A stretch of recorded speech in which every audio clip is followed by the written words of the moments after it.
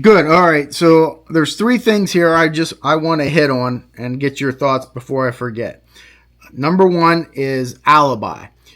Do you find it unusual at all that they had all this alibi set up that they were going to go to the movies and be seen there? Is that just normal? I mean, that is they had killed somebody and they're just trying to get away with it.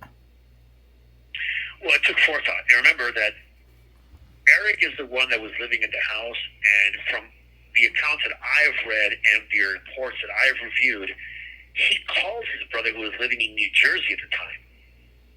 He flew to San Diego or LA, drove to San Diego, bought the shotguns, and then drove. That's a lot of premeditation, in my opinion. And I'm sure that you'll look at it and say the same thing. Sure. And then he arrives at So there was a plan. This is not a confrontation at the door where people are arguing about something and then it explodes. This was a premeditated plan which was executed by two young men for their own reasons. And those reasons could be sexual abuse, it could be money, it could be whatever. But that's a lot of premeditation. The movie thing, that's part of the premeditation. They had a plan, obviously, yeah. And when you said, when you just stated having an argument at the door and exploding, you're speaking about your own case, right? I am. Yes, I definitely am. Yeah. And the screenplay, are you referring to that as, did we talk about that? That Erik had written a screenplay with his buddy about somebody killing their parents? Yeah, that's another very interesting turn of events. But yes, and that's happened a number of times with some serial killers. Lawrence Bittaker is one of them. He wrote a screenplay about being a serial killer before he did it, and lo and behold, they got a hold of it. Well, not actually before, but during the time he was in jail. But you're right. They wrote a screenplay, and it talks about murdering parents. So yeah, these are those hallmark little cues that hit on me, and I sway back and forth. I am not 100% sure of what happened. Something was going on in the house, like you said. It could have been just a domineering Jose Menendez. The other one, the other possibility is possible. Right. And I go back and forth. I mean, look, I'm not going to lie to you. This is a very difficult case to understand, but I go back and forth like you have many times. Sure. Well, and one of the things that stood out to me, as you said, there's certain things that stand out to you. One of the things that stood out to me is Erik's attorney, Leslie Abramson, and how she will not comment anymore about anything on this case. And to me, that is almost a red flag. I mean, she wants nothing to do, from what I've seen, it's like she wants nothing to do with Erik or anything of that nature. And it almost is to me like she knows, maybe, that she concocted this sexual abuse story and maybe she's having some regret or some remorse. And I'm not saying that that's, true, but it just seems like to me she would be like on TV when somebody at least asks her opinion. Yeah, Erik should be out because they were being sexually abused. But she's saying no comment. I don't want to talk about it. I don't want to talk about it. And to me, that just rubs me the wrong way, maybe a little bit. Well, yeah, absolutely. That could be read about that. I'm sure that because Garagos is her attorney now, he's a very dominant attorney who likes to do things his way. He may have just emailed her or called her and said, "Don't you ever talk about this case again. You're under the canons of law and the ethics of attorney-client privilege, and you are not to say a word." Right. Well, maybe he may have done exactly that. But yeah, you're right. There's a lot of little things that bother me about this case. I guess what I always fall back on is this. They've done 35 years in prison. Whether that's enough time for killing your parents or not, I can't call that. It is a significant amount of time. And even if they're guilty of committing that crime, there is the issue of their age. So under California law, they would be eligible for parole even if convicted of first-degree murder.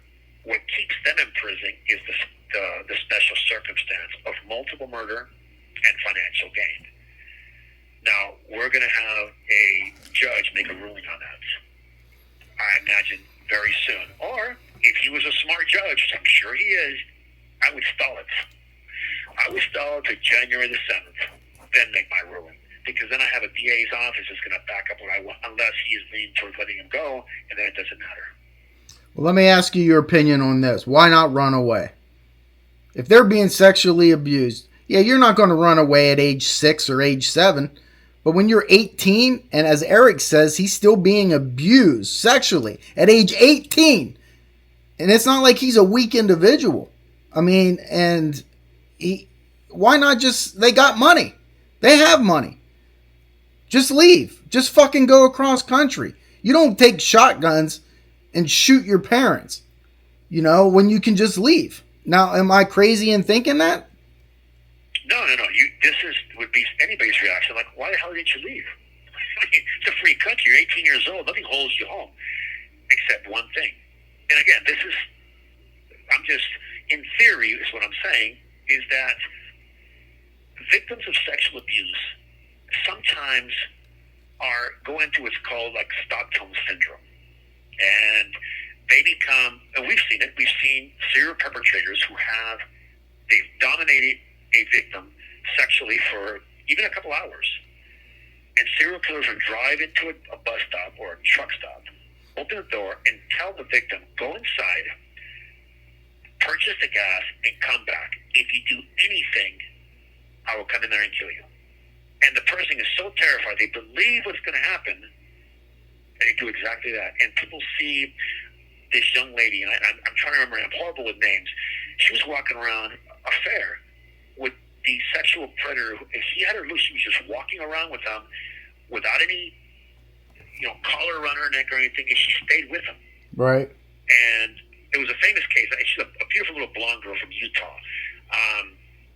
She wrote a book about it, but the bottom line is that sometimes victims of sexual abuse or physical abuse are so psychologically traumatized that they can't. In this case, there's a possibility that both the boys, or at least Erik, was so traumatized he felt his father was so grandiose in his life, so big that he couldn't go against it. I know that my father, who was a very dominant man, if he told me tomorrow morning it's going to rain and the sun's not going to come on, it could be the middle of summer, I believed it. Right. I can tell you that with a medical certainty. So that's the only reply I would have to that. But since you said that, here's the other problem I got. There are two cases here, by the way. Let's just say Erik was being sexually abused and he felt his life was in danger. This call and your telephone number will be monitored and recorded. At that particular moment. That does not excuse Lyle from flying in and doing this, because then it becomes, well, you got two different mindsets here. One of victim, one of rescuer. And that's a whole different avenue. If the judge wants to give him a break, I think he's going to give Erik a break and not Lyle. Because Lyle's premeditation, he bought the shotguns, he was the older brother, he flew in, really calls to premeditation to the T. Right. Well, okay. Let's, the last thing that I want to bring up that I've written down here, I want to talk about reoffending. I'm big on knowing, I'm very confident of that anybody can reoffend given upon a certain circumstance or situation. But more people are prone to reoffending, such as sexual predators, sexual deviants. Those people, I feel, can never be let out of jail once they're caught, because they will reoffend. I think of Wesley Dodds as a good case that illustrates that. Leslie Van Houten, the Manson family girl who was let out last year, I've been on record as saying I don't believe she would ever reoffend. What about reoffending, and what about Lyle and Erik's chances of doing so? Yeah, I believe that they will not reoffend. This is a very, very unique case. That if we say that the sexual abuse was true, I cannot see them being in the same situation, because they're not going to be 18 years again and 21 years of age. They've matured since then. This call and your telephone number will be monitored and recorded. They've gone through a lot of different self-help groups. I believe they will not reoffend, but you're right. People who commit crimes could relapse. It's one of the reasons that in my parole plan that I'm writing right now, actually, for the parole board, goes into detail about my relapse plan, prevention plan. I have a relapse prevention plan. And actually, Ken, you're one of the people that I've written on there with a person I would call immediately. Say a situation happens and someone's pushing on me or pushing to me, and there is a child involved, and those triggers are going off in my head again. That, hey, this kid's being abused. I need to help them. You're actually one of the guys I call. You're the first person on my list. I'm calling Ken May saying, Ken, give me some insight. What am I feeling? How can this talk this out? Right. So, yes, you have to be open to the fact that you may reoffend. If you believe, no, it could never happen again, that's your first indication that you're about to reoffend because you're relapsing. You don't believe that you're part of this. This is not going to happen to you. You got this. When you believe that you got this is no sweat, that's when you have a problem. After 35 years in prison, the Menendez boys need a transition period to start learning how to adjust to what's going on. The world they left is completely different than the world that they're about to enter into if they're allowed to go out. It's one of the reasons that if I am allowed and if I found suitable, I will be going to transitional housing where I'll have right there programs that talk about if I have issues. Luckily for me, I have a support team, and you're at the top of that list. I appreciate that, and I'll help you if I can. But reoffending, getting back to that, is just such a broad term, I feel, because I feel anybody can reoffend. I could offend, not reoffend, but I could certainly offend and be in the same situation that you are in because of emotions, because of rage, certain situations that take place. And I try to harp that on people because they don't seem to understand. They're very narrow-minded when they say, oh, I could never kill. Well, maybe you just weren't put in the right situation where you have to or you respond in a certain way. Do you agree with that? Absolutely. And the term, can anybody kill? All of us have the potential to harm somebody given the right circumstance. A mother whose child's been taken or abused by some perpetrator, that mother has the ability to kill that person. A father who's protecting his wife or kids. There are so many different situations. A woman's being dragged into a car. You respond, react instead of responding by calling 911. Like, I'm one of those guys that believes that if you watch a woman being dragged into a car and being taken, or a kid, and you decide to pull your cell phone out and just take a picture of it or a video so you can upload it to Instagram, well, man, that makes you a coward. Right. I get it. You should definitely take a picture of the license plate to get the information, but if you can stop someone from being bodily harmed, a child's being dragged into a car, and the guy pulls a knife to try and stab a kid, by God, I'm jumping in. I'm not going to beat the guy up. I'm going to subdue him and hold him till law enforcement gets there. But you better believe I'm going to jump in. Could that be looked upon as reoffending? Sure. Right. Absolutely. Right. Okay. Well, one last question here is the people that you've talked to about Lyle and Erik that have interacted with them, did they give you any indication of what type of people are they? Yeah, and I'm glad you asked that question. It's a very good question, Ken. Yeah, they have told me. And this could be jealousy. This could be, both guys are married. You have 60 seconds remaining. They got a lot of things going for them. But the overall picture that I'm getting from these guys, those guys are sleazeballs. Is that right? That 7 out of 8 guys that knew them that I've talked to have said, man, them dudes just manipulate everything. They get what they want. They basically have a carte blanche in the prison to do whatever they want because they're famous. Now, could that be jealousy? Yeah. But 7 out of 8? Yeah, it makes my eyebrows rise. Right. All right. Well, let's, can we do one more here, Cole? Sure. All right. Absolutely. Let me call you right back. Yep. Hey, Ken. Okay, I want to keep going on that. You said 7 out of 8 people said that, that your words, scumbag or slime. Keep going on that. Tell me more about it. The slime balls, yeah. Tell me more. Well, the guys I've talked to did time with him at Pleasant Valley. They're right now at R.J. Donovan in San Diego, California, San Diego County. And these guys that came on a bus from there know both of them. And they knew them prior to them being together in 2018. Erik was, I believe, in New Folsom, and then he was moved to Pleasant Valley. And there he had a number of run-ins with self-possession, drug possession, fights, etc. Lyle's been more low-key. But what they all say is that, look, these guys always say the right things. They run a lot of classes, and they have kind of, wherever they're at, they get the attention of the administration. The administration basically bends over backwards to do whatever they want for them.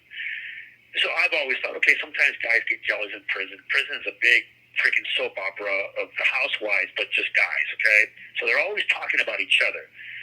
But I've heard this a number of times from guys that have got a lot of time, and when I ask them just point blank, hey, so what do you think of that guy? Instead of saying, well, man, pretty good guy, their reply is, oh, man, those guys are fucking full of shit. That kind of reply. And, I'm sure that there's guys that talk about me, but usually with me is, oh, that guy's he's an asshole. That's usually the reply you get. That guy right there, you don't want to, he'll ignore you or he won't acknowledge you. That's the kind of, and I get that. I know why people say that because, well, it's who I am. But with them, it's always, those guys are sped with a silver spoon. Everywhere they go, the administration bends over backwards for them. These guys are full of shit. They run those programs, but they do the opposite behind. It's like a guy that goes to a 12-step program for Alcohol Anonymous or Narcotic Anonymous. He knows the 12 steps frontwards, backwards, sideways. He can reiterate them to you. He can tell you about how they fixed his life, but the following day he's in the unit using drugs. Right. So that's kind of the insight that I'm getting. And again, this isn't. I do not know them personally. I'm only reporting from what I see. As a person who investigates this stuff and writes down what people say to me, I take notes. Whether it's true or not, it's really for the audience to decide. But this is what the general consensus on both these guys. Yeah, I always tell people, when there's a suspect in one of these cold cases that I'm looking at, and people, they don't know whether This call and your telephone number will be monitored and recorded. Whether they did it or not. I always say, listen, go back to their high school. Talk to their friends, the teachers, the associates, the people that aren't friends with them, but, are in the same area and not experts. Those people will tell you what type of person this guy is. And that's all you need to do. Yeah, and I think that's pretty accurate. If you ask the people that I hung around with when I was a kid, because I was arrested for a crime when I was 18 years old, if you ask them, I know what they would tell you. And here are the three things they would say about Bill Noguera. He's extremely angry. He is the kind of guy that jump out of his own skin. He will beat you up. He's violent. And he will steal anything that's not nailed down. Those are the top three things people will say about me. And those are absolute truths because they are who I was at that time. Right. I was an extremely violent person. I was angry, and I used the vehicle of violence to express that anger. And then, number three, I did a lot of stealing. So then you can tack on at the very end is that I also took a person's life. So that would be accurate, Ken. Yeah, so by that rationalization, if I was investigating the murder, the case of Bill Noguera, and you were a suspect, well, if I went back and talked to your high school buddies or people in high school and they said, oh, he's extremely violent, he will hurt you, well, guess what? I just got a lead, that it's potentially that you did this. Yeah, absolutely. So, I mean, it just proves my point that you need to go back. If you want to know the crux of a person, you go back to their high school and interview the people there. I really, truly believe that. Now, it certainly can change. You're not the same person. I'm not the same person as I was when I was in high school. But the crux of it will tell you, yeah, this person's a liar. He lied all the time. Well, okay, when I'm interviewing him, and things aren't lining up. Well, I know it's because he's a liar, and it just bolsters the case against him. Yeah, no, and that's good detective work, because you are looking for a foundation of truth, and then you're basing the rest of your building on that truth. And with these guys, yeah, I would like to go to high school and look at the guys and the women, the girls that they dated. How did they respond? Were there signs of sexual abuse? If the answer is no, we don't see anything. No one can say, well, you know what, this one time, while we were kissing, he started crying and he said something. Well, no, that's a red flag. But Right. if you don't get those things, yeah, I mean, there's a lot here. I mean, you and I would have to get in our car, drive to L.A., talk to these people who went to school with them, and really get a good glimpse. And usually not girls that they've broken up with, but people in general who were around them. And you'll get a pretty good sense of who these guys were. Like I get a good sense of who they are right now. Right. There was when I watched that Monsters show about the Menendez, they showed that there was a car dealer who sold, or Jose was trying to buy a car for Lyle. It was a brand new, nice sports car. And he was just being a complete jerk about it, saying, I can't be caught dead in this thing. It's horrible, negating the fact that his dad just bought him a new car. And there was another person who said that he witnessed Lyle and Erik just berating and talking down and cussing at Jose and Kitty.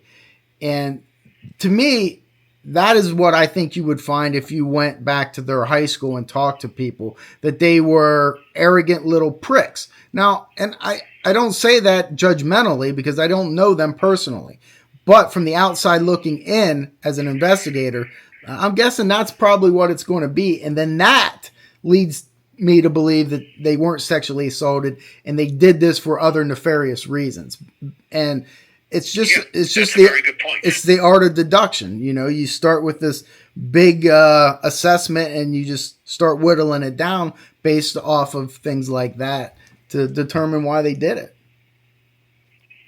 Yeah, no, as I said, that's a very good point, and all those points are extremely valid, and that's something that you and I would probably sit down and really look at, have our own opinion where we're leaning towards, and then start investigating this case from the very beginning. And I'm sure it's going to be done. Someone's going to have to go into this case and really find out the truth about what these guys really did. And I'm sure that between the two of us, we would get down to the truth. It wouldn't just be an opinion. It would be a very good insight into who these guys really are, besides all the attorneys that put all these theories out there and politicians who have reasons to lie and reasons to say things because for their own selfish reasons. We would be investigating for the truth. And that's what I believe at the very end comes down to the truth, whether it is true or it's not. And then we'll know, were these guys just selfish pricks or were they sexually abused kids that really struck out with the only tool they had, which was to be violent and kill? Yeah, because it's not a who's done it. That's the thing. If this was a who's done it and police couldn't figure that out within the first 35 minutes, then they shouldn't be police officers, because it's just the crime scene alone, it would tell you that it wasn't the mafia and that it was somebody close to them. So that would have been the easy part. The hard part is figuring out why. But as you and I know, that for me anyhow, as a detective, really, it doesn't matter. It doesn't matter why. It's usually, who did it? Yes or no?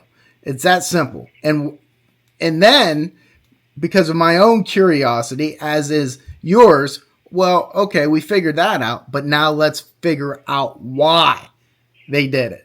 And that's the game. That's the most intriguing part. Sure. Yeah, and you know what's interesting, you just say that. The LAPD, who has a plethora of tools of fact-finding, really dropped the ball from the very beginning. And you and I pulled up at that crime scene, and the only two people that are there, the first thing I'm doing, I'm seeing shotguns. I need you to sit down. I put plastic bags over their hands. I want to see gun residue if it's present. Yep. And if they would have done that from the very beginning, due to all gang members, but the reason they didn't do it is because they saw two rich boys, and they thought, okay, we're not going to do that. If it was a kid in the neighborhood, a black kid, a Hispanic kid, a white kid that didn't have that kind of money, they would have had GSR or gun residue analysis done immediately. And you'd know immediately they would check their car. Those shotguns were in their car. Right. So the LAPD made a huge, or the Beverly Hills Police Department, whichever one it was, dropped the ball there. They would have known in the first 15 minutes who would commit those crimes. Yeah, and another thing I wanted to point out that I failed to mention, which leads me away from the sexual assault, is the 911 call where Lyle is crying. Okay, we know that that's fake, right? We know that he is acting. We know that for a fact now. So then when I look at when we look at his court testimony and he's doing the same thing, that it leads me away from, oh, well, he's telling the truth. Look at his emotion. Well, listen, he's done it before on the 911 call. So I take, no credence in him doing it on the stand, even though maybe I should, because I see Erik sitting at the defense counsel crying when Erik's on the stand. So, I mean, it's a catch-22. It is. Look, this call and your telephone number will be monitored and recorded. I'm a person who lied through my trial. They asked me point blank, did you do this? Absolutely not. Absolutely not. And did that bother you? And it was a lie. At the time, it did not. Because in my heart, I felt almost justified. But when they're hitting you with facts, did you take the stand? Sure, absolutely. So when they're hitting you with facts and you know them to be true and you have to finagle your way out of it or lie out of it, is it difficult? How does that make you feel? It didn't make me feel any way. I merely stated what I wanted to say. At that time, I was very young, but it took them nearly a year to come arrest me. So in my mind, I'm thinking they don't have anything. So remember, I was a criminal. My criminal thinking was well developed by that time. And it's for the reason I can do what I do with profiling killers because of my criminality. I have a criminal thinking mind. I've always had one since I was very young. So by this time, I was extremely developed in the art of lying. So I could immediately tell the story. Hey, I dropped her off. I didn't see anything happen. No, I didn't see nothing. I went home.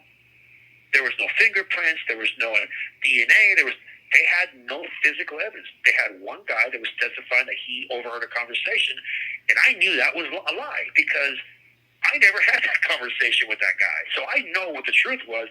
So I could basically drive myself to the obstacle course because the DA I knew didn't know the truth either. And I knew that he didn't know of the sexual abuse that actually was taking place because we have the photographs to prove it. I knew that he didn't know that he knew that guy was lying, but he was using him to try and get me a spec, which he did convict me of, by the way. So it was almost like I don't have a problem admitting to the truth, but when someone tries to lie about something about me, it was very easy for me then to steer around it. And I testified for 2 days. And not once did I feel like... You have 60 seconds remaining. So, yeah, it was... Remember, this is a long time ago. This is, 38 years ago. But I lied. Yeah. And I can admit that now because, of course, I'm not that boy no more, but I lied. I would not take responsibility for it. I took responsibility in my heart. It was killing me inside, but there was a part of me that still felt a bit of anger. So that continued to shield me until I got to San Quentin, and, of course, then there was a self-reflection and a change in me. I'd like to continue this if you got time. Sure, I'll call right back. Okay. My new book, Echoes of Evil, Unmasking the Minds of Infamous Killers. What would I do if I had the opportunity to go back and interview infamous killers, people who have killed? What if I was able to observe them without them knowing? People like Jeffrey Dahmer, Ted Bundy, John Wayne Gacy, or even earlier than that, Billy the Kid, right? Seth Bullock. People don't know. Wyatt Earp. These people have killed. So I want to talk to them. Hey, what's it like to murder? What is your pre and post offense behaviors? What did you do? What were you thinking? How does it affect you? Do you have remorse? Do you have regret? And I'm able to do that in this book. Okay. Bonnie and Clyde, John Dillinger, The Mafia with Al Capone, Roy DeMeo, Anthony Spilaccio, talk to Wyatt Earp and Doc Holliday, Timothy McVeigh, okay? The ideologies of some people and why they decide to kill Richard Ramirez, the Night Stalker, Charles Manson, who may or may not have actually killed anybody, Richard Speck, who killed 8 nurses, all in one night. I took nonfiction, blended it in with fiction, and came up with Echoes of Evil. Order the book, 400 and some odd pages.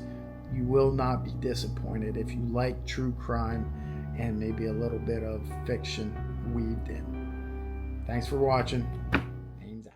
Hey, Ken. Hey, I just think it's, I wanted to keep talking about it because I find it fascinating to know what goes through, I won't say criminal, because I think that's a bit harsh. Somebody who has committed a crime and is being confronted with facts.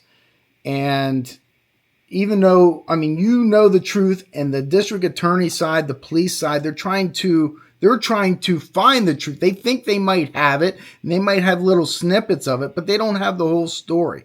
And they're trying to get that. And when they can't get it, but they got enough to make an arrest, and then they finally, as for me, like a detective, to finally get somebody on the stand and be able to pepper them with questions is like a dream come true. And so I know what it's like from our end, but I don't know what it's like from your end of things, from Lyle and Eric's end of things when they have to take the stand.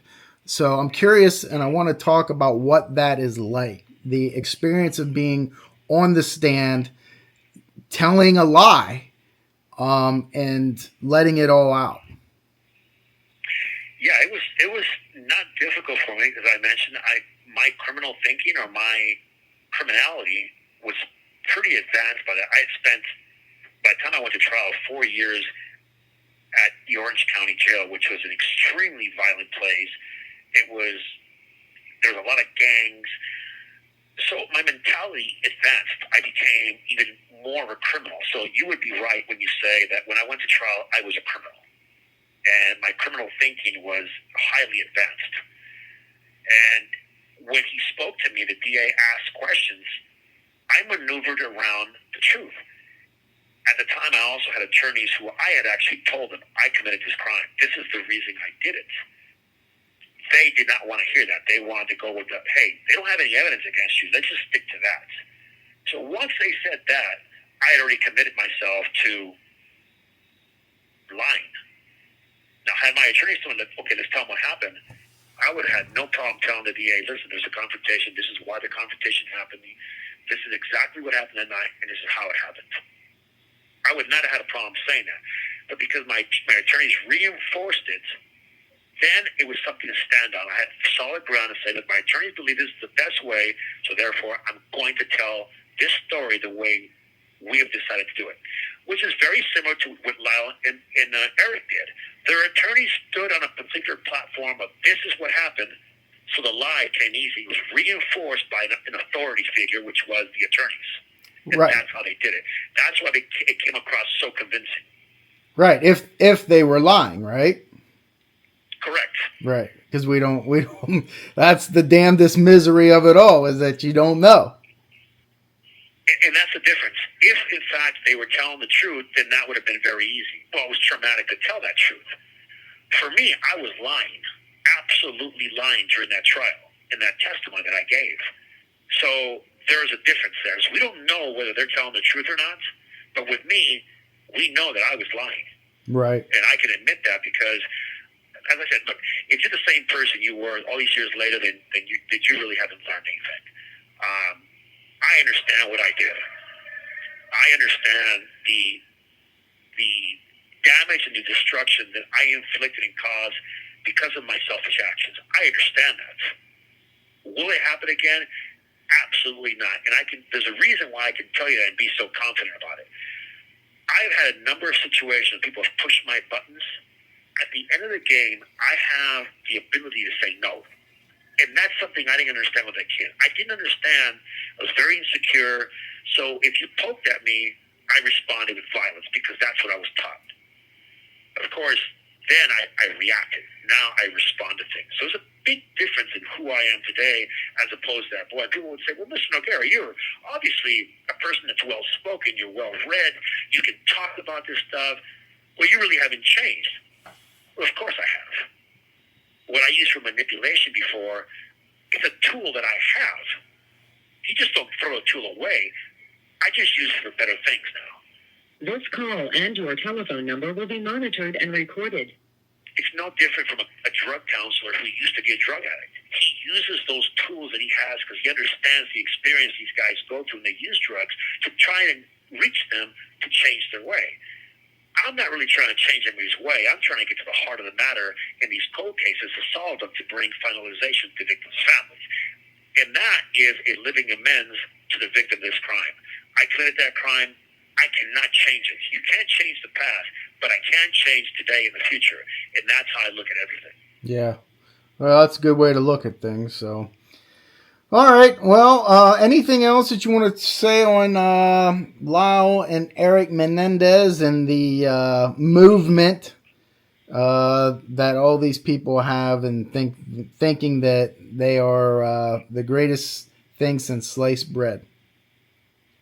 Well, only that there are people and people of authority are going to make the decision. So I'm very curious to sit back and see what they're going to do and see if what happens is what you and I have spoken about, which is the DA's position, the election coming up, and how things change once Tuesday passes and the election's over with. That's going to be very interesting for me. And you have to understand that Gascon has a career after this. If he's not the DA anymore because he was a DA in San Francisco as well, he is going to go into public speaking. He'll use this case as a trampoline. There'll probably be a Netflix thing about him. So it's going to be very interesting. I advise everybody to stay back and listen and kind of listen to what you and I have spoken about and how that translates to the truth of what the perception of the public is on that. So that's what my thoughts are on Lyle and Erik. I mean, look, if they were abused, I hope that justice is served and they are released and they have a good, productive life. If they're guilty, well, there's also the argument that they've done enough time because they've been incarcerated for so long. Right. And, of course, finally, I'd ask that your audience, to please sign up for my newsletter at williamnoguera.com. It's free, and there's a lot of insight you get there from what happened in San Quentin on death row that no one's ever talked about because I was the only person watching it. So, yeah, that's about it right there, Ken. I always appreciate you having me on the show, and I can't wait for us to get started on something once or if, in fact, the parole board finds me suitable for parole. Okay. Well, I'll end it there. And, again, we appreciate having you on. Oh, my pleasure. Thank you so much. Yep.